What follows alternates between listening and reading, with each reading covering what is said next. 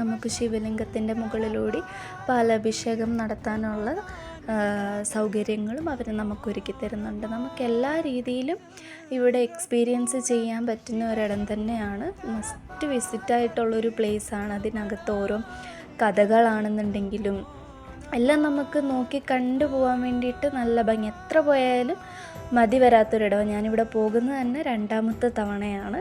പക്ഷേങ്കിൽ എല്ലാം കൊണ്ടും അവിടെ ഒരു പീസ്ഫുള്ളായിട്ടുള്ളൊരു പ്ലേസ് തന്നെയാണ്. അവിടുത്തെ എല്ലാ കാഴ്ചകളും കാണാനാണെന്നുണ്ടെങ്കിലും നേരത്തെ പോയതിനെക്കാട്ടിലും അതിമനോഹരമായിരുന്നു ഇത്തവണ പോയതെന്ന് വെച്ച് കഴിഞ്ഞാൽ. കുറേ അധികം എക്സ്ട്രാ അവർ ആഡ് ചെയ്തിട്ടുണ്ടെന്ന് വെച്ച് കഴിഞ്ഞാൽ ഇപ്പം ഞാൻ ഈ കയറി പോകുന്നതെന്ന് വെച്ച് കഴിഞ്ഞാൽ ഫുള്ളൊരു ഒരു ഗോസ്റ്റിൻ്റെ ആ ഒരു എഫക്റ്റ് വരുന്നൊരു സ്ഥലത്തേക്കാണ് ഇപ്പോൾ കയറി. അതിനങ്ങനെ സ്ഥലത്തിൻ്റെ ഇത് പറയാൻ എനിക്കറിയാത്തതുകൊണ്ടാണ്.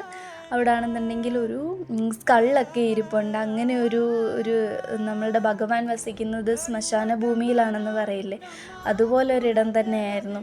അതുപോലെ ഭഗവാന്റെ ശിവലിംഗത്തിൽ ഇങ്ങനെ വെള്ളം ഊറി വരുന്നതും അതൊക്കെ കാണാൻ വേണ്ടിയിട്ട്, അത് ഫീൽ ചെയ്യാൻ വേണ്ടിയിട്ട് തന്നെ നല്ലൊരു അനുഭൂതി നമുക്ക് ഉണ്ടാവുന്നുണ്ട്. എന്ന് വെച്ച് കഴിഞ്ഞാൽ അവിടെ ചെല്ലുമ്പോഴേ നല്ലൊരു തണുപ്പും അവിടെ കറക്റ്റ് ഒരു കൈലാസം അങ്ങനെയുള്ളൊരിതാണ് അവരൊരുക്കി വെച്ചേക്കുന്നത്.